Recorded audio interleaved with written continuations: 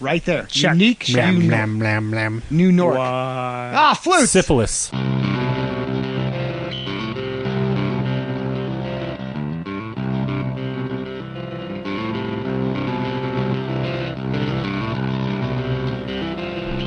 Welcome to the Tales from the Ditch podcast.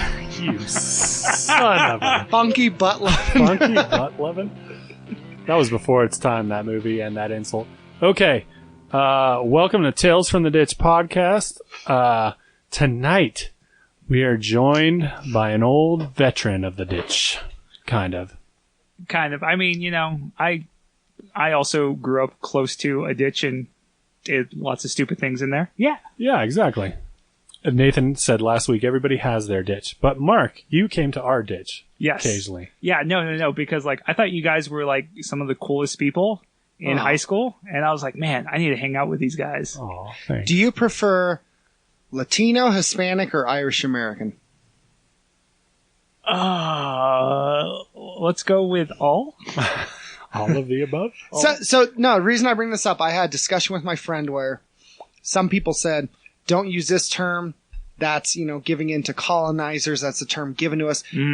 Hey, I even had one, and I won't use this. He said, I want to go back to Chicano. And it was a younger guy. And my older friend said, no, we're not going back to Chicano. So, what would you prefer when you engage with people? So, my whole life I was raised to be a Chicano, and it's more, Really? yeah, exactly. I mean, you know, at least from us, or at least growing up, I shouldn't say us because I'm not speaking I just for call the whole you people. Mark. I mean, you're my friend. Yeah, but I mean, you know, at least growing up, like it was seen as like a sense of pride because we were, you know, strong enough to be able to exist in both the American culture and the Hispanic culture. Interesting. Yeah. And what ethnicity is your family named Casarez? So it is Spanish, but my mom's mom is from Mexico, and same with my mom's dad. So on my dad's side, it's mainly Spanish with some Mexican, and then on my mom's side, it's all Hispanic. So would that be, because if someone's from Latin America, I would think Latino, but if there's a Spanish element, so would it be Hispanic or Latino? I wonder, but you prefer Chicano. Yeah. Well, I mean, you know, and that's what I grew up calling myself, and like us, like our family. Sean, you're including Sean. Yeah, and Sean, you know, I mean, you know, Sean is an honorary Chicano. Gracias. Can you help? So that, and I'm trying to remember because I had this discussion. It actually was super like eye opening. I was told Latin America is okay anywhere. Latino would be anywhere in Latin America. Hispanic is there has to be a Spanish speaking or origin or something, and then Chicano I thought was more America. Is that incorrect? What is it if you're from Spain? Would that be Hispanic or what would it be? So from Spain, I want to say Hispanic, but because we are, I guess, Mexican Americans that lived in America, we were Chicano. Because Brazil, you could possibly say, I think Latino because it's Latin America, but you couldn't say Hispanic because it's Portuguese. It's not Spanish. Well, so, and I mean, you know, a lot of people I do know from other countries outside of Mexico like to identify as that specific country. Like, okay. Yeah, exactly. Yeah. Like, I mean, I wouldn't call someone from El Salvador Latino. Yeah. I would be like, you're El Salvadorian. Especially because you know why this makes so much sense, and this is going to make so many people happy. I'm discussing this, which is why I'm doing it. People have no problem with me saying, well, I'm Dutch. They don't just say, oh, you're European, some broad thing. I go, well, that's a lot of countries. I go, well, no, I'm Dutch. You can take 5 seconds to ask me. It's a specific country, specific language. Yes, a lot of us look alike. We're very pale over there. Yeah. And they go, oh, that makes sense. I go, now take that thought. Think of how below you, Southern, there's some people who you may think look alike, but different countries, different names, different idea, and they can all distinguish it. And even, you're going to be surprised by this. Some of them speak different accents, languages. Yeah, exactly. There's like totally different, like cultural beliefs and, you know, actual standards. Yeah. No. Isn't that odd? Here's the thing that's going to make my mom mad. That South America has as much diversity and a rich culture as Europe. I know, almost right. I mean, it's almost like we are also people as well. Just like you can have English, but in the South in America, say like Kansas or Alabama, they'll have an accent and different, tone to it. And you can say, well, how about we just talk to people? Because I know you as Marq.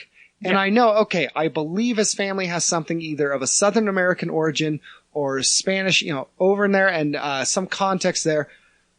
But, why can't we have the same discussion? Because, people will ask Sean and I, if we say European, they'll say, well, from where in Europe? But if you say South America, they go, oh, senor, hola! You must be Latino. Yes! Well, and I mean, that's actually always why. You're welcome, everyone listening to this podcast. Now we're talking about Latino culture. In your face, you butt! That's always actually why I liked hanging out with you guys, because, like, you never actually saw me as, like, oh, hey, it's Latino Marq. It was just, oh, it's Marq. Right. And right. That's always nice. That's always nice. Because we like you and you weren't a jerk. Well, and I mean, I moved up to Reno when I was 11, and I moved from mainly a Hispanic and Latino culture where, like, all New my friends Mexico, were, right? Exactly, New Mexico, where, like, all The my new one. Yeah, exactly, the new one, not the old one. I am totally legal. And when I moved up there, I would harbor you if you weren't, though. Just so you know. Thank you. And it actually was a huge culture shock because, like, all of the Hispanic people that I was introduced to were from, like, El Salvador or, like, other parts of Latin America that I really didn't have a lot of exposure to. Because we come from totally different backgrounds, it was kind of hard to relate. So, like, I ended up gravitating more towards hanging out with white kids. You were born here? Yes, I was born. I was actually born in Wisconsin. That's right. I forgot about that.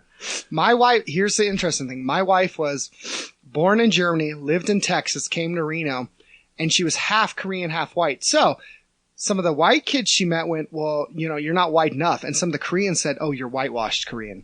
So you don't belong anywhere. Yeah, exactly. Thanks, that's America. Horrible. That's Wisconsin, that's like whiter. Yeah. I'm pretty white. That's whiter than me. It's super white, don't you know? Don't you know? So, I don't know if I ever actually introduced you. Our guest today is Marquez, Marufo, Melendrez, Rodriguez, Casarez? Man, still got it. Is that right? Yep, that is right. 100%. Old friend, multiple PhDs. Yeah, he's a professor of accounting right now. And has been through many adventures with us. We were in a band together. Actually, Marq is speaking into one of the mics he used to sing in when we were in a band. And we've known each other, all of us, for... I want to say 45 years. Yeah, no, like, I think... like a long time, since middle school. Yeah, so, like, I think I first met Seth in middle school, so I'm slightly older than you guys. And then I met you, Sean, through playing a show with Supply and Demand. Right. Yeah. And I remember when Sean kicked me out of that band. To describe Marq, Marq is a 6'3" Chicano warrior with a beard like Fidel Castro, and he's always had black rimmed glasses for as long as I've known him. Even before they were cool. Can I say why I brought that up too? Yes. There's two people. This is another pendulum swing. It's either we don't see race at all, or that's all we see. I brought it up because I'm comfortable bringing it up because I think it's a beautiful aspect of who Marq is. And if we don't bring it up, we're not seeing an aspect of who he is. Yeah. So I have no problem bringing it up because I know my heart and go, no, that's a cool aspect of someone we know. If you have a issue with it, well, you obviously hate freedom. Yeah, and I gotta say, I just came back. Late last year, I went to Guatemala and returned from Guatemala. And I was just talking because Guatemala borders Mexico and the east side, the Gulf side of Mexico, the Pacific side of Mexico, and a few other countries. And I was just asking them, I was like, do you ever go up to Mexico or something for the weekend? And they're just like, oh, those Mexicans, they're so different and crazy. And because I struggle with seeing a distinction because I'm like kind of an ignorant white American. Gringo. Yeah, I'm a gringo. I'm just like, wow, that's the strangest thing. I think a lot of people just like leave it at that, and they go, yeah, I don't see any distinction between your cultures or anything like that. But when you dig deeper, there is major, crazy difference. Almost like they have their own cultures. Yeah, like they have a very different culture. How crazy. And so, yeah, I see what Republican you're saying, Seth Seth. at 18 years old is rolling in his grave. We want to celebrate Marq's culture, but we want to do it knowing what the actual culture is, as opposed to lumping him in with people that we assume are the same. Yeah, well, so... Like, just saying Mexican. Like, hey, Marq, you're Mexican. That, I don't think, appreciates where you come from. So, and also, too, it's kind of weird because I'm a little bit, like, culturally ambiguous, at least from how I look. Yeah. You know, because, like, when I went to Egypt and the United Arab Emirates... You fit right in. Yeah, exactly. People... Yeah, cool. yeah. All right. I'm cultured, see? But, yeah, no, you know, people would be like, oh, hey... that guy, I'll see you at Marque later. That's awesome. So, not me. I didn't have that experience in Dubai because I look like the bad guy from It's Like Acts of Valor or something. He's a white terrorist with a beard. Just picture the generic bad guy in the background of most white supremacist films. That's how I look. My wife's Acts of Korean. Valor. I don't hate people, please. So, Marq, you, we've all known each other for a while. You also are hosting your own podcast called Pizza Fortress. All right. Pizza Fortress, anything you want to say about? So it's a left-leaning video game podcast. I love Left-leaning video game podcast. Okay. Flavor Dave, we're coming for your numbers.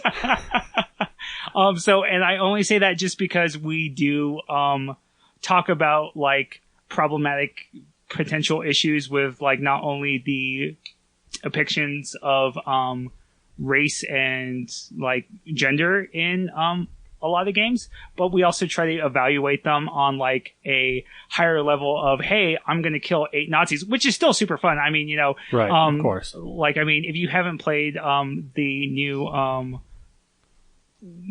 Wolfenstein game, super fun, and you're killing Nazis, so it feels great. One thing I Something heard about killing fascists. I'm just saying. Yeah, right? It's great. Well, I don't feel any conviction in my spirit about that. Is that right or right? No, that's correct. One thing I heard, because Indiana Jones, he feels the same way. Yeah, exactly. He's but, our model. Well, so, but at the same time, though, I feel that he also attacks them with knowledge. Because he's like, hey, you know what? I'm not going to tell you not to open that arc, but you probably shouldn't open that arc. Exactly. If you're going to do it, I'll just close my eyes. Exactly. I heard a podcast that you guys did recently, I think very recently, where you were talking about Monster Hunter, and you were talking about, Now I'm engaged. because I think Darren was saying that he's like a vegan, or at least he has this vegan ideals, Yeah, so he and had... how weird it is to like There goes murder the and other half torture of our animals, listeners. not for necessarily like food or economy, but just for trophy. Yeah, no, and I mean, you know, to his point, like, it is very jarring where you go into this, like, beautiful jungle and you find this, like, ultimate majestic beast, and then you're like, I want to cut off your tail. Shadow of Colossus, you ever play that? Yes. Beautiful godlike creatures, let's murder them. Exactly. It's like, oh wow, there is proof that gods exist, Yes. and now I'm going to kill it because I am sad about my girlfriend / sister. It's Right. kind of That's like vague. how a middle schooler would write a Yeah, plot. exactly, right? She's worth killing for. No. No, She'll break no. up with you now. Yeah, exactly. As soon as she comes back to life, she's gonna find a cooler guy with a better horse, and Right. I wasn't by the mic, so here's the joke. I'll walk you through it. I said, oh, my girlfriend's worth killing for. Here's the punchline. No, she'll break up with you next prom. I'm such a rascal. All right.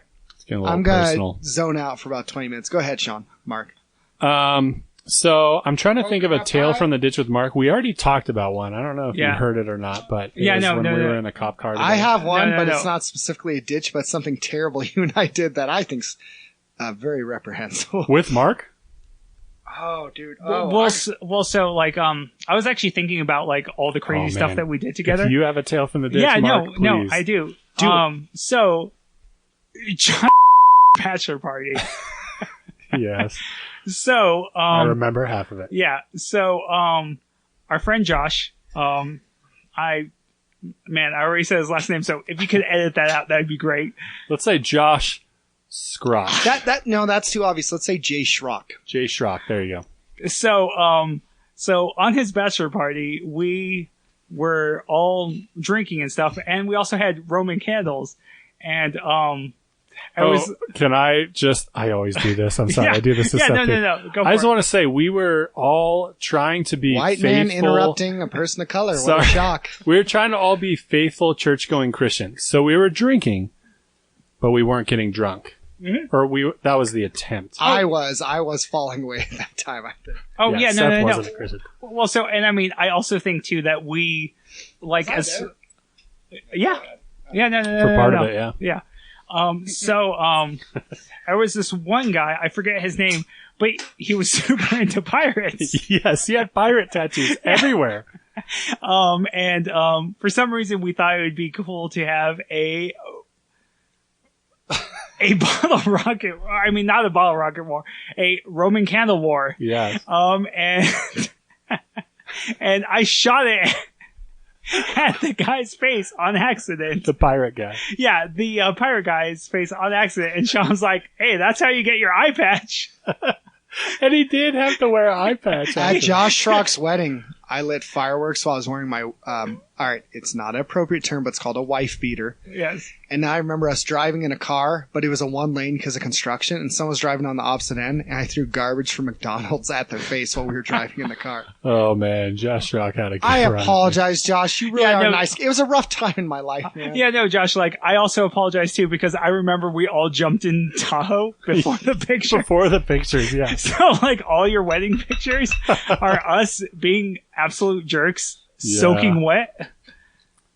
Yeah, we were jerks. And you know what the weird thing is? I want to bring up Ryan Smith thought that was all okay. Yeah, Ryan Smith affirms so weird. Our activity. He was like, "Go do it, guys," even though he was like 12.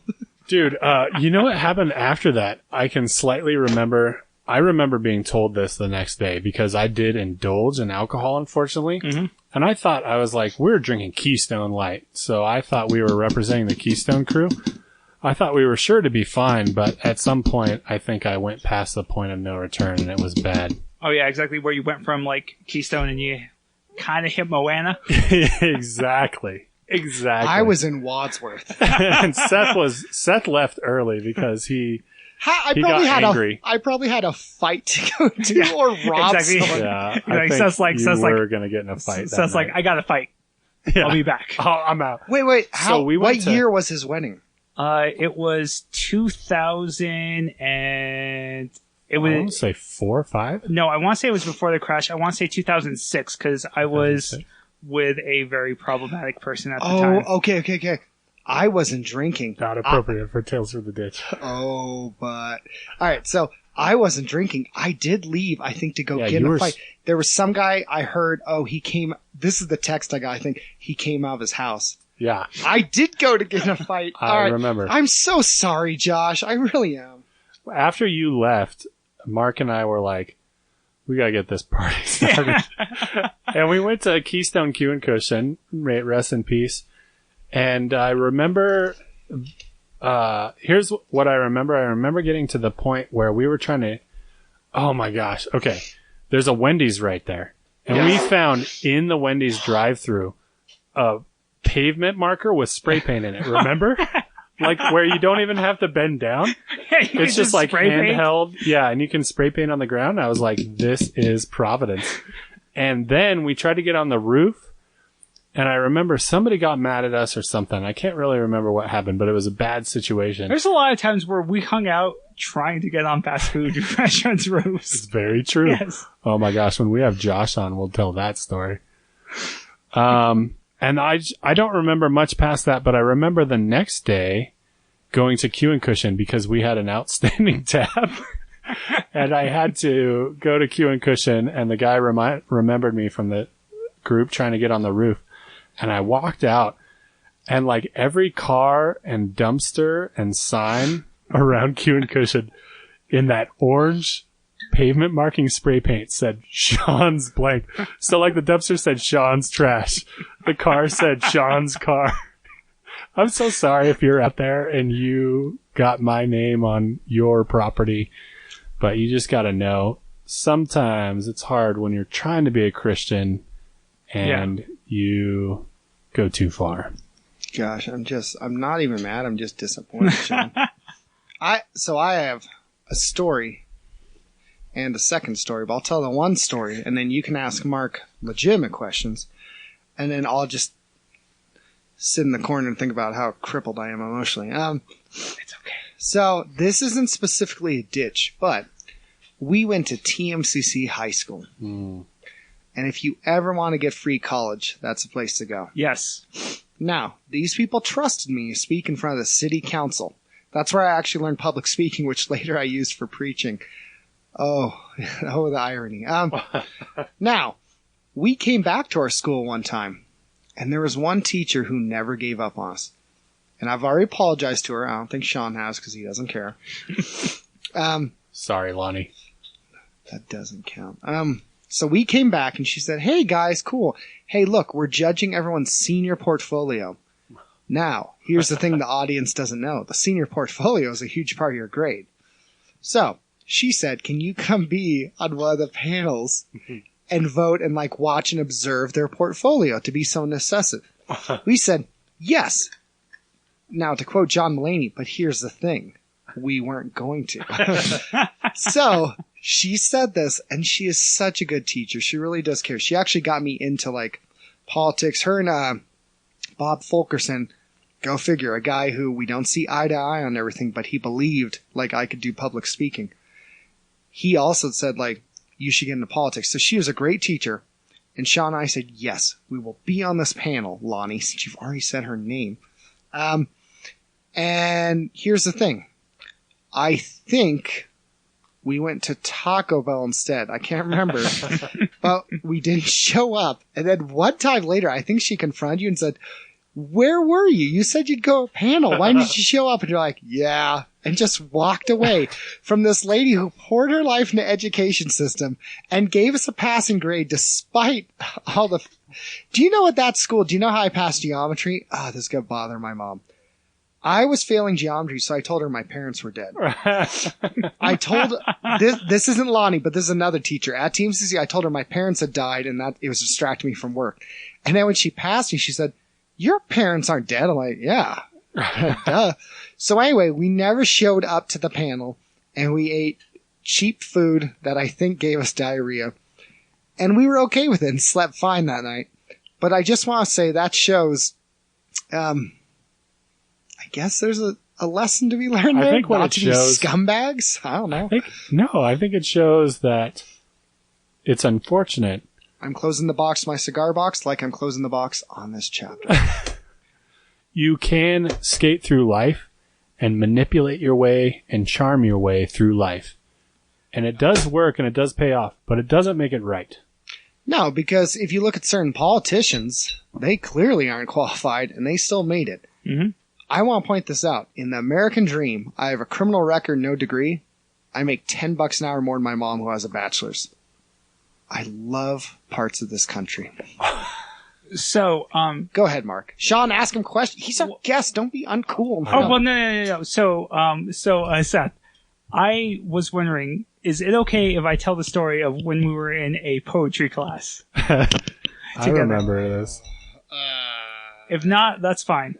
But let's just say, I'm going to say a resounding yes. But I want to point out, I was not a pastor, so you can't get mad at me. No.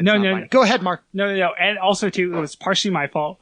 But I've also had to explain this as I love applied you for having graduate. to defend this poor. And you were in college, right? I was in college, And we were in Seth high was in school high school. taking college classes, and you guys took a poetry college class together. Yes, and I had Big to mistake. explain this on my grad school exam, like on my grad school, like when I had to like actually turn in my grades because we did so bad in this class To like enter into grad school? Yeah, exactly. Oh That my like gosh. it actually dropped. So like, if you take out like the years I went to TMCC, I would have had a 4.0. You're welcome, Mark. I want to reiterate because I know a story. I am not a firm this. I was a terrible person. No, and if you get mad at hold on, because there's people who are gonna get mad at this who didn't get mad at me beating people with bats. That's your nationalistic idolatry. Okay. I'm just saying, no. Like, this was all me. This was all me. So This is your reading. So Wait, I was 1 second. I'm sorry. You. And also too, You I guys have both- like a super bad stutter as well, which I've like overcome in Yeah. like the past couple of years. You don't like nervous ticks, huh? Yeah. Huh? Take that, huh? You normal people. You Shut guys were both in the same class, and I was not in your class. No. I watched you guys come out of this class after this thing and Yes. realized there was a major problem. So, so it was, so it was 9/11/2001. Yeah, there's no good way to say this. Just say it. It's beautiful. And our teacher was like, "Hey, I want you to process how you're feeling through poetry. And then I want you to pass the poetry to the person next to you, and I want them to read it." And I'm like, of course I'm going to sit by my friend Seth. Yeah. I love this guy. Yeah. Like, why wouldn't I sit by Seth? Then he passes me his poem, in which he, instead of expounding on his feelings about 9/11, expounds upon his feelings on the media, in which he ends the poem with, "Die media, die media, die?" And I laughed. Because there was a question mark? Because there was Exclamation a mark? question mark and an exclamation mark. And in my brain, I'm like, how do you process this? And ultimately, we were kicked out, and we later found out that, and I am so sorry, and like, I plead to God, like, literally, like, for ultimate forgiveness for this, but a girl's father also passed because he was in one of the planes that hit No the World way. Trade Center. I didn't know that. Yes. I did. Oh my gosh. But, and like, I didn't know this at the time, but I laughed at Seth's liberal punctuation. And we got kicked out of the class, and ultimately, like, I got like a D in the class because of this. I got C minus. Oh, God. What? Yes. Yep. He said I was a That's how it creative works. spirit because I talked to him 2 days later and told him I was just trying to express myself. That's how it always works. Like, I couldn't even talk to him because, White like, privilege, baby! because, like, I was, like, stammering through this, and the only part I did not stutter was the die media part, and I got a D in the class, which then, like, I had to explain when I was applying to grad school, oh, hey, please ignore that, plus my abnormal psychology class, which I got an F in at TMCC. Oh my gosh. Seth, that year, had an award named after him. I know, yeah, which his sister got, right? Yes. My sister got and Your presented sister got the it next for year. hard work. Well, yeah, she got because she did stuff. Hey, wait. I spoke in front of city council with dyed red hair in my leather jacket with a speech someone wrote for me. If that isn't American and Republican, I don't know what is. That's right. I stand on the back of other people. So ultimately, That's a good tale. graduate school, a little bit harder to get into. How do you get a D in poetry? Yeah. Well, here's the thing. It was do you have a 9/11. master's or PhD? Huh? Do you have a master's or PhD? So I am actually going for my master's. Okay. I have 8 years of college, and I did really great with welding. And if I took 2 more classes, I'd have an AA. Nice. So I got an AS from TMCC. You did? Yeah. I didn't know that. Yeah. Well, so I mean, like it was actually like retroactive when I like graduated from from UNR. They were like, "Hey, how would you like to get your AS?" And I was like, "Okay, cool." Nice. Yeah. Dang. I will never go back. I don't care. I I wrote the poem I wrote. Yeah. Okay. No. Here's an interesting thing that I want to talk about, and we were talking about this earlier at dinner, but we were talking about how our opinions have all evolved a little bit, and how like and when we were during this time in high school, college, we were angry. Seth was the most angry, but we were all kind of angry, disillusioned youths who wanted to change the world and realized there was no hope and all of those things, right? And we that anger came out. I think that anger We were manifested sons of itself. liberty. No, we weren't. We were never Sons of Liberty. It was the best of times. I think that anger came out in weird ways. Like Seth and I specifically adopted to some type of conservative, like racist, maybe kind of strange, angry, not quite skinhead, but close. Like maybe like a sharp, It's called straight kind edge, of Sean. like. I don't Well, know. I was never straight edge. Though, I know, but still. you hung out with me and enabled me. Yeah. Either way, You're worse. And either way, like we were all kind of like edgelords a little bit. Yeah. And like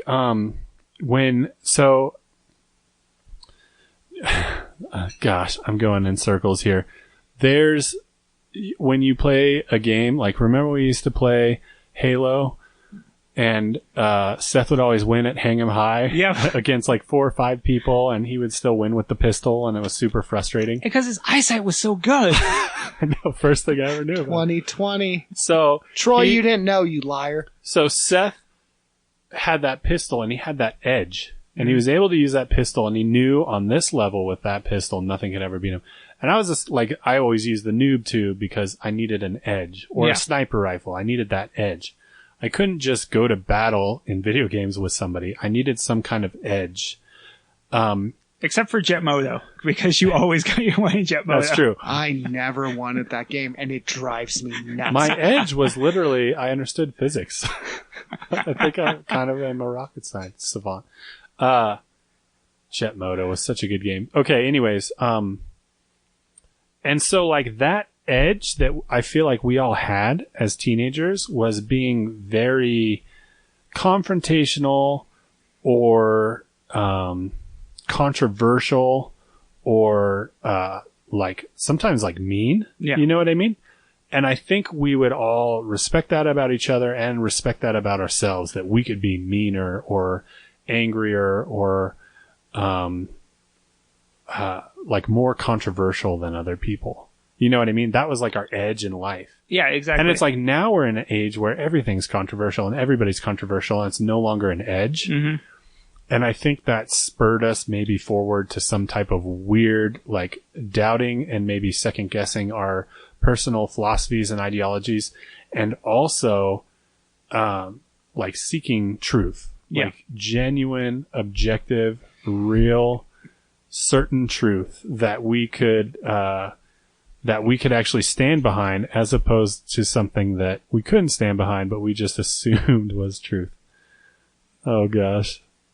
Seth's showing me a duck video. It is a goose. Is that a goose? Looks like Slipping a out. duck. Yeah, no, that is an English goose. I don't respect the English. I went to college. Do you know I took a poetry class? So my question is this, Mark. Yeah. If you agree with me, you can disagree with me. If this journey from angry teenage edgelord to sophisticated double PhD professor with, like you said, like contributing to a left-leaning podcast, or not even left-leaning, but just not conservative. Like what do you think caused that journey or started you off on that journey? So, I don't know. I mean, like, I think realization I came to was like I was not only very much an ungodly person, but like I was also just a horrible person. And I mean, I think that over the past couple of years, I have done a lot to try to not only rectify that, but try to like right, or at least to the best of my abilities, right the wrongs that like I thought that I have done. Like make amends. Yeah, exactly. Like exactly. 12-step program. Yeah, exactly. Because I was like, man, I was a very bad person when I was in my late teens, early 20s. I think also too, I had a lot of very problematic views that, not only, so like, I mean, I think the realization was that I felt that I felt a lot of how I felt was very much punching down. Which I mean is a phrase when like, you know, it's easy to attack people that are very much below you. And I came to the realization that like, that's what I was doing in life. You know, like it was easy for me to attack people or, you know, jump on ideas that were like below me because the people were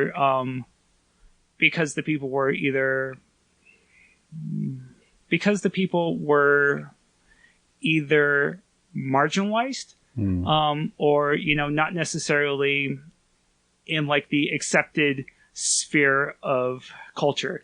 And, over the past, I want to say almost 10 years, I've been working very hard, not only to align what I believe, not only from my ideology, but also my political stances. Right. I kind of agree with you in the sense that I realized at some point that I was like, not fun to be around. Yeah. You know, I could be the center of attention and I could draw a crowd, but nobody liked me. Yeah, exactly. Like, you know, exactly. It was like the wrong reason why, you know, people were around you. Yeah. You know, it was more like, you know, hey, you know, people are around me, not necessarily because of my good qualities, but because of my bad qualities. Yeah. Yeah. And that was always like something hanging out with Seth too.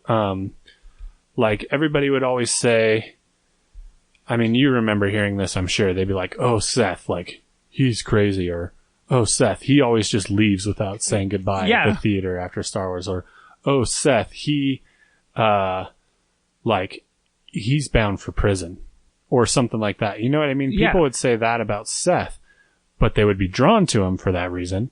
But I don't think Seth was proud of that. And I think at some point Seth would never admit it at the time, and maybe even now. But I think at some points, like, we all wanted people to just like us for us, and not for our extreme actions or our ability to go too far across the line or something like that. Mm-hmm. Like at some point, that's like a hollow victory. Yeah. When you get a bunch of people's attention because you're the crazy one or the controversial one or whatever. Mm-hmm. Well, so, and I mean, you know, especially in regards to Seth, like, I mean, I felt that like hanging out with Seth as much as I did, especially being in a band with him, I saw a side of Seth that was not necessarily projected outwards a lot. Yeah. And like, you know, that's what, you know, really drew me to Seth, was not like the fact that, you know, Seth was like an awesome fighter and like has all of these great talents that are necessarily like kind of fall into the, like a criminal aspect. Yeah, exactly. But like, you know, like all in all, Seth was Seth was very much a caring and loving person. Yeah. That like, not only on top of it being like extremely loyal, but like showed an amount of compassion because he is so emotionally driven that like I really didn't see in a lot of people.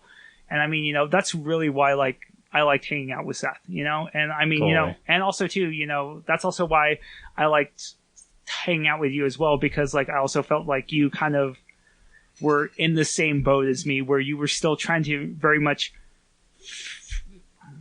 trying to determine where your life is going to go, not only from a spiritual aspect, but also from like a, hey, I need to make money because like I want to be a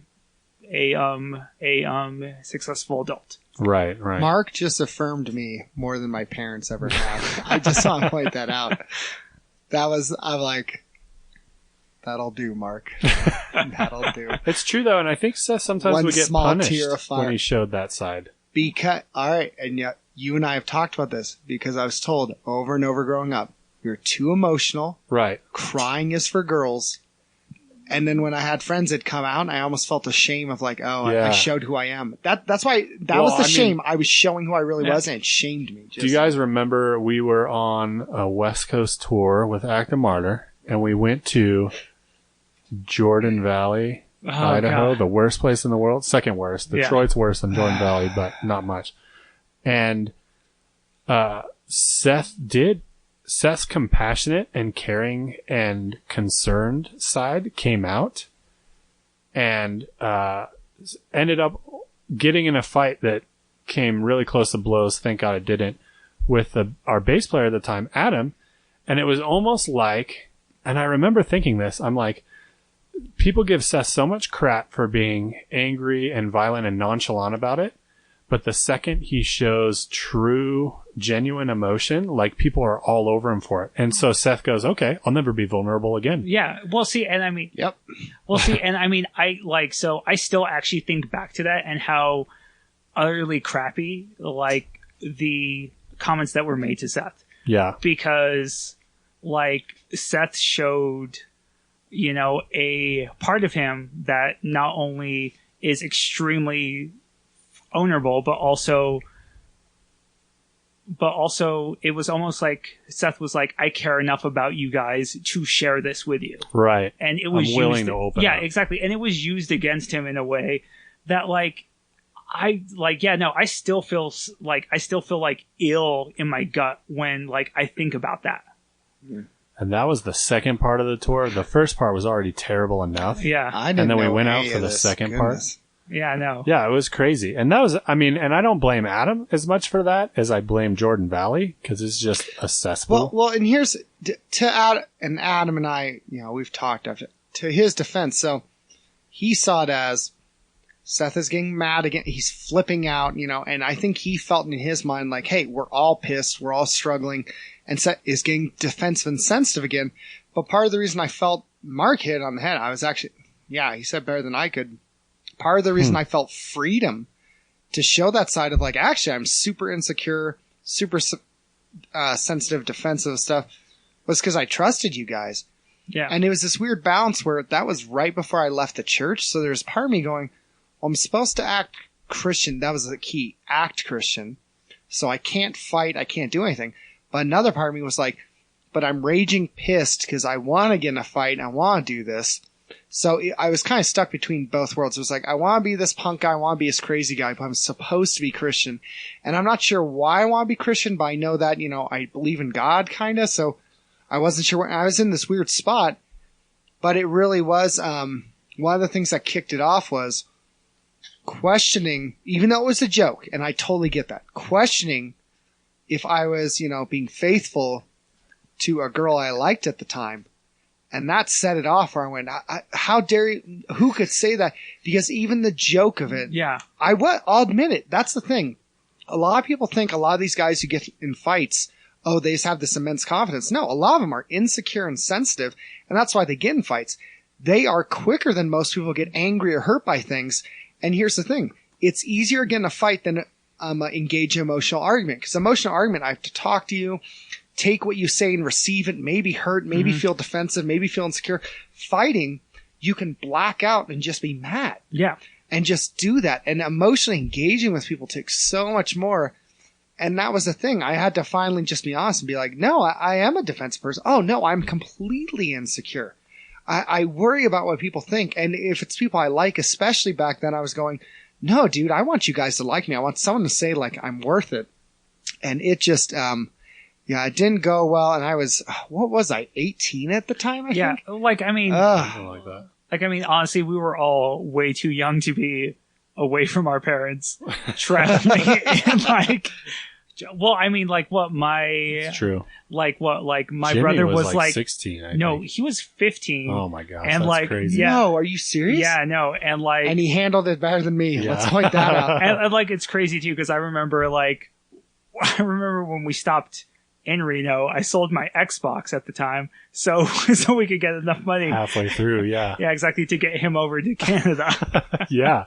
Yeah, man. Like, I remember those times as being told I'm an adult or about to be an adult. Were we 17 or 18? I can't remember. We were 18 because we had graduated, and I used some of my graduation money to go on tour. Okay, Yeah. that's and right. didn't work. Yeah, no, and I feel like- I think I was 19. Yeah. Yeah, because you're 1 year ahead of us. Okay, so Yeah. yeah, we were 18. And so we're told, okay, you're 18. It's time to be an adult. And we were moved out, living on our own like adults, kind of. I mean, and all of that stuff. But it just didn't seem like we actually understood what adulthood actually was. And that caused a lot of conflict, I think, just because we were doing adult. I mean, I don't know if going on tour with a band is an adult thing, but Super adult. we were It's we were crazy, trying though. to be adults, and I think we all had a breaking point. Even Tom, who was like 10 years older than us or something, Yeah, we all like snapped on that tour, and like I think that that definitely has something to do with like that weirdness of traveling from adolescence into adulthood and like not understanding it. It's nice, like if you're Jewish, you have a bar mitzvah yeah, or something. Exactly. There's like a line in the sand, be like, Yeah. "Hey, Mazel Tov, you're a man now." Yeah, but like exactly. like as like a Christian, it's like you're a man when you're on your own, and you're Right. like, "What does that When you mean?" pay the bills, Yeah, exactly. get a job or whatever. Yeah. Oh, so weird. Seth, I don't know if you have any comment, but what do you think turned you around? I mean, I know you became a Christian, but it was still maybe even after you become a Christian that it took a while for maybe you to leave that identity or lifestyle of angry, bitter. I think it rhymes Person. with jail. Hmm. So Kale. here's the thing. I had to, and I think this is, what if it was kale? Yeah, exactly. You're like, It nope. was I remember kale. kale. I just thought, you know what? There's the worst. Shouldn't be a food. It's a superfood. Broccoli tastes horrible. That's how it warns you. It's poisonous. The thing was this. Now, I think this is true with everyone. Let's take my son. If I take my son and say, you believe in God, he says, why? I go, 'cause you do. Okay, well, that's not a solidifying thing. But if he gets to a point, he says, you know what? I've looked at the world. I've looked at experience. I've looked at science. I've looked at theology. I think there might be a being. And he comes to this profound, belief, and it changes his heart. That's where someone believes because their heart was changed. My heart wasn't changed. I believed that there was a God, but the other 90% was, well, I don't want to let down my parents. And, it was kind of cultural in some way, not my mom's side, but my dad's side, Dutch Reformed Church was like, you're going to be Christian. And his dad was a Christian. And it took me going away saying, I'm going to take everything away. I don't want God. I don't want morals, like even secular morals. I said, I will just do whatever I feel at the moment. I will take revenge any second. I will hurt as many people as possible. And I just took it to a farthest extent. And I felt myself longing for the faith that I was told I should have. But when I came back to it, the faith was different. Because it's interesting. The first year I became a Christian, this was after going to jail, getting arrested, getting in trouble. I was like, all right, this led me nowhere. This faith changed who I was. I said, okay, I'm on board. Cool. But then that wasn't enough. Then I went, okay, I want this faith, but that didn't seem to be enough. I went, but do I want my parents' version of this faith? Right. Yeah. So that went even further because when I first became a Christian, it was like my parents went, awesome, that's cool. You're not doing this, this, and this. But then I wanted more. I was like, I don't just want my behavior, to try to be like, okay, I'm going to do this do's and don'ts. It was, I want to profoundly believe in this and even question, Is this all there is? Is all it is to being a Christian is voting Republican and trying not to listen to non-Christian music. So that went even deeper. So I came back to my parents' faith, but then went even deeper, I feel. I'm not saying my parents are shallow, but went an even deeper path. So I didn't just come back to faith, but then formed my own interpretation of the faith and went to it where I went, okay, I came back to Christianity, but now it was mine, and it was my own path of it. It was my own experience of it, my own thing where I could go, okay, no, this is a Christianity that I feel is faithful, and it doesn't look exactly like my parents. Some ways it does, but it was my own. Because it was weird. When I first came back, they were like, cool. But then I kept pushing further and reading church history and looking at other theologians. It was almost like, whoa, we don't want you to be that Christian. Hold on. And it wasn't fundamentalist. It was, I wanted it to be sincere, faithful, genuine. So I went past that. And now it's at a point where my parents, I'd call them Christian, but it just looks different than mine, which I feel I go, okay, it's less of a cultural like marker or nationalistic like marker of like, okay, let's see, I'm an American. It's more of no, do I belong to a kingdom? And I'm trying to even break down some of the premises they set. So mine, I would say, would be I went the opposite way, just went down to a dark path, hurting people, hurting women I cared about in relationships, physically hurting people in fights. And it was more a rebellion because the Christianity I was presented felt shallow, felt incomplete, because it's like, well, Jesus. I go, cool. Okay, well, what does Jesus say about, let's say this. They say, all right, we're all pro-life. Well, what does Jesus say about if I mess up and my girlfriend does get pregnant? Okay, well, be pro-life. Okay, I heard you. But what if she does get pregnant and she doesn't love God and I'm struggling? I'm wondering if he's good. And, there was always questions. And I felt the only way to that was finding a deeper one of, okay, not just do you believe in God, but is Christianity a universal truth? Can it speak to all cultures, all tongues, all genders, all groups? Does it have something to offer? And it came through mainly pain and suffering. I just had to realize that a lot of the stuff I was doing was for my parents. I just felt a lot of guilt and shame if I didn't. I wanted to be a good son, so I'd hide a lot of stuff I did. But through the pain, I just saw the darkness of, and this isn't a dig on my atheist friends, it really isn't, but I went to a world where I said, who cares about morals? Who cares about my character? It's just about results and fighting back and hurting people and taking vengeance. And it just was utterly lacking. So mine, I would say, was a very painful road because in the hardcore scene where I was at, there was one thing it couldn't offer. It could offer guys telling me I was tough, which I always wanted. It could offer guys to affirm me.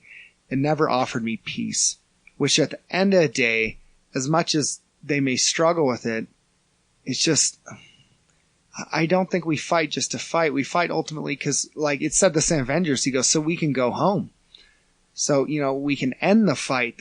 And people go, oh, that's kind of cheesy. I go, but no, that's the point is, ultimately, I think a lot of people, we want to go home. We don't want the world to be like this. I don't want people to hate someone and beat them to death because they're gay and throw them off a roof in some crazy country, where the guy says he likes men and they murder him. I don't want a world where looking at the color of the skin, they go, well, maybe he's a super predator. Yeah.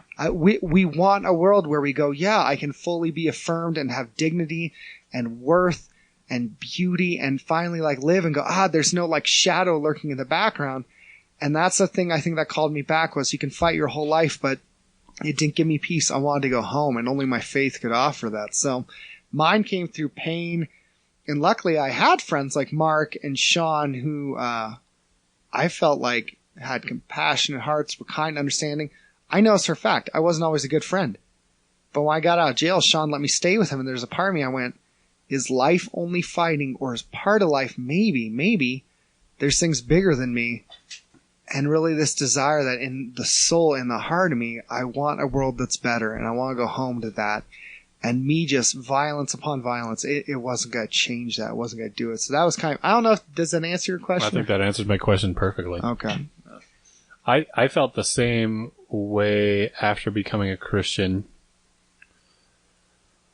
The first things I was told was, this isn't the first things, but they were pretty thematic, was that the devil and demons hang out inside of rock and roll music and that video games were a waste of your life and there's no way they were honoring to God, and that liberals and Satan are synonymous. And like, it was hard for me to reconcile my lifestyle when I liked playing video games, and I felt like it was even like spending time with you guys playing video games was like good for our relationship. We were having good community, and it was like a great way to be friends, even though Seth would often cheat. To the point where sometimes, like, I remember Mark and Jimmy were like, oh, Sean and Seth are here. They want to play our Xbox. Jimmy, we really do love you. Dude. We totally do. But what I'm saying is, like, I can waste my life with video games, but that doesn't identify me. By being someone who doesn't play video games, you're not somebody who's spending your life wisely. Yeah. You're just somebody who's chosen not to play video games. And so I had a hard time reconciling that. And having friends. I'm told by Jesus to be, in the world, but not of it. And I'm told to cooperate in mission. And I'm told that, I'm supposed to approach tax collectors and prostitutes or whatever. I love the least of these. That's a verse. What about the verse where it says to help poor people who are being oppressed, give them strong drink? Yeah, I just brought that up. No one likes that. Yeah, I've preached on that. Someone's all, that wasn't even the text. I'm all, shut up. I brought that up, I think, in community group recently. It did not go over well. Go on. Yeah, like we're talking about how, it's a Christian shouldn't be giving money to a panhandler. That's a great example, Seth. A Christian should never give money to a panhandler because they're just going to use drugs, right? They're just going to go buy drugs with it or buy alcohol with it. And why would a Christian do that? And actually the heart behind a lot of that, I'm not saying everybody who says that feels this way, but I'm saying a lot of people do. The heart behind that is stinginess and lack of generosity. Mm-hmm. And they're afraid that God is not sovereign over what somebody else does with their money. And here it is. Proverbs 31:6. I know it by heart. That was faster than I thought. I didn't know he'd actually do it. It says, give strong drink to the one who is perishing and wine to those in bitter distress. Let them drink and forget their poverty and remember their misery no more. This is wisdom literature from Lemuel, I think. And it's not saying like this is a command or anything, but it's saying like this is a wise thing to do. Po people need wine. Can I say two things and now ask Mark something? Please go ahead. All right. First off, they go, why would you show grace to someone who's just going to take advantage of it? Right. Because that's the definition of grace. So Jesus heals all these lepers and like all of them leave except one. Well, and here's the real argument. Here's what you're saying. I'm more street smart than Jesus. Yeah. Secondly, let's say you do that. You go, they're just going to buy alcohol. Okay, do what my son and I did. Homeless guys outside Raleigh say, come in with us, we'll buy you food. He walked with us through the aisles. I'm not doing this to toot our own horn. I said, what sandwich do you want? He chose it, and I bought him a gallon of water. And they go, well, that takes time out of my day. I go, so I noticed you didn't say it was impossible. I noticed you didn't say it went against Scripture. You said it takes time out of your day. And you just said, well, I can't give them money because they're going to, go get drunk. Then don't give them money. Take 3 minutes and go do this. They go, well, but I have to go to work. Okay, how about this? When you come back, because you're not always going to work, BS, when you're at the store, next time you see him, say, okay, I'm going to do this. Or how about this? I know one guy who he buys food because he knows there are people in that area and buys water, so on his way to work, he'll hand it out to him. And they go, but that would take planning on my part. I go, okay, so you didn't say it's impossible. You didn't say it's against Scripture. How weird that Jesus said, forgive these people. And some of those people, I guarantee, didn't repent. He healed some people. They didn't come back. And here's what we say. He goes, heal the, take care of the poor. We go, well, accept this. He goes, take care of the refugee. Well, unless they're like this. Well, and it's constantly us going, well, look, either A, look, stop taking Jesus so literally, which is funny because when it's a verses on homosexuality, we take it very literally. Mm-hmm.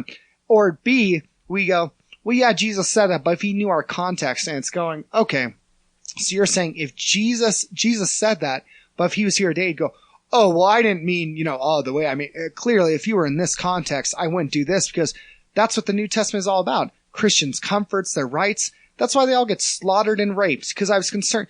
If you want to see how much God cares about your physical safety and comfort, go read Acts.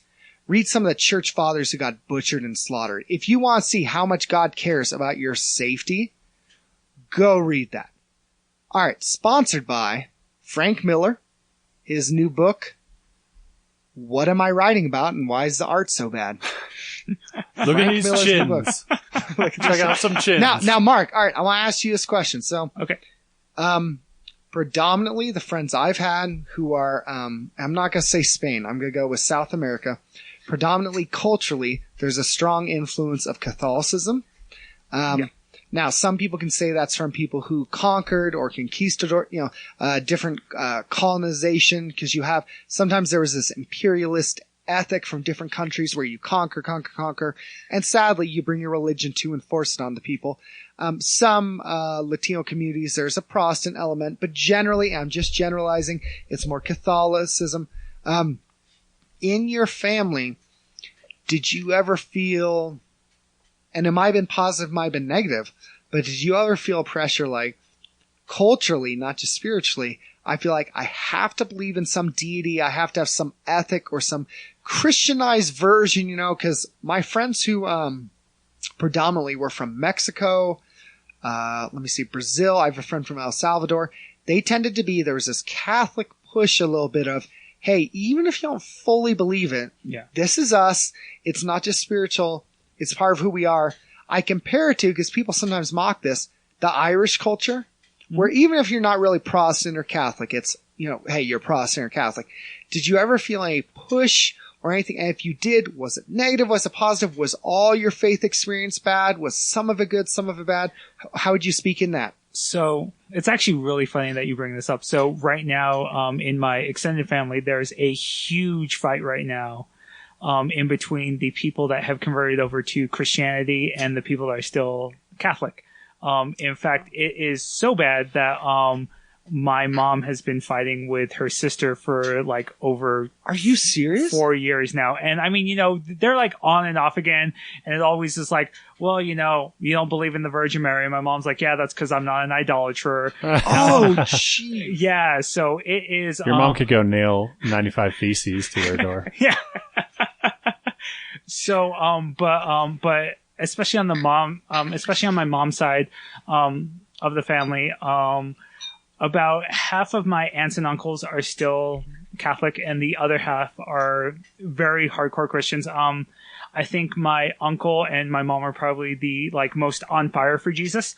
And for me, it's a little bit weird because there's a lot of my culture that is also wrapped up in Catholicism. I grew up with all the saint candles, all the Jesus candles and stuff. Oh, okay. When my grandma thought that something bad was going to happen, she would go light a candle to the saint that was going to take care of that. Oh, okay. And with Christianity, it is a more direct line to God, but it's also been, at least with the churches that I've been to, it's also kind of homogenized in such a way that it tends to lose a lot of what I cherished about Catholicism. Which is, based around my culture and stuff. And my grandma and grandpa on my dad's side that passed away were very devout Catholics. And I didn't know that. Okay. Yeah. And I love them a lot. And that's kind of the church I grew up in. And then, as I got older, I became a Christian, but there was always kind of this hanging on to the Catholicism portion of what I believe, just mainly based off of culture. So it's a weird dichotomy that I'm experiencing, especially right now, because I'm trying to reset my I'm trying to reset my walk with God, because I've had several conversations with my parents and also just with myself, and it's kind of hard for me because Christianity, and through absolutely no fault of its own, is very much seen as a white religion. Yeah. Yeah. And in America, definitely. Yeah. And with Catholicism, I've always felt more at home just because of the cultural aspects. Yeah. So I mean, it's still very much a hot topic in my family. And I don't know if that answered the question fully. So here's the reason I bring it up is because a white person interrupting someone once again, because that's never happened in our culture. No, here's the thing, because sometimes what you see in, I'm not going to say historically black churches because white people were the ones who made them historically black. That's another email. Here's the thing. Generally, I've seen predominantly white churches, they say, well, leave culture at the door. Don't worry about that. That doesn't define us. But then you see the music, you go, yeah, but you're not recognizing that actually your music is still white culturally. Yeah. Even your preaching is white culturally. You go, no, we leave culture at the door. You go, you say that, but you don't know that white people still have a culture. And the second thing being this, we're not being realistic that Augustine, who people quote, was dark-skinned in Africa. Martin Luther wrote to a church in Ethiopia. Jesus was this Middle Eastern man, and yet we portray it as this white thing. And I don't blame many cultures, any cultures, when they say, oh, it's a white religion, because we portray it that way. I go, yeah, because you've ignored the roots that Africa had these crazy, deep theologians. That Luther saw Ethiopia, that church, he's like, you guys are a model. We leave that out. Or that Santa Claus, Saint Nick, was not this pale white guy with a beard. I don't know where we get that. Or that Jesus looks like a guy that would have been on one of the 10 country bands. Yeah. And it's ridiculous because I go, part of it is America, part of it is nationalism, and part of it is people. Some people go, I don't want anything to do with faith. I don't care. I mean, I'm talking about ignorant people, not just atheist people, but someone who goes, I don't even care. I haven't read about it. I'm not even going to listen. But part of it is, I think, yeah, we're all human, but I don't blame you necessarily because you were given something that said, I'm going to speak to your spiritual nature, but leave your ethnicity at the door, your culture at the door. Don't worry about this. Vote this way. And don't talk about this. We'll just do that. Whereas the gospel, I know, speaks to the whole of the person. Yeah.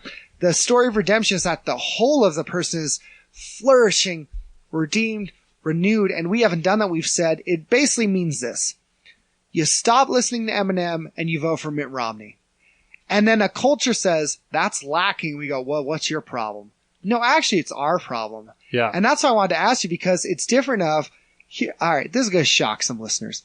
Not everyone has the same experience in America. I know it's going to surprise you, but not everyone has. And just, what do you want to say? I was just going to say a great example of that, not with Catholicism, but with, I guess, like Hinduism or Eastern culture in general is about 10 years ago or so, we were all on the wave of Mark Driscoll ism. Yeah. And we were like, oh, this Mark Driscoll guy is so amazing, he can do no wrong. And eventually, there was some problems with we shall not name. But anyways, my point is plagiarism, lying, and bullying. Yeah, go ahead. Yeah, something like that. Something that disqualifies you from being a pastor until you repent. So I think that at some point I remember listening to his sermons, or maybe it was one of his sermons that we had in our church or something like that. And he was talking about yoga and meditation and how yoga is satanic, like black and white.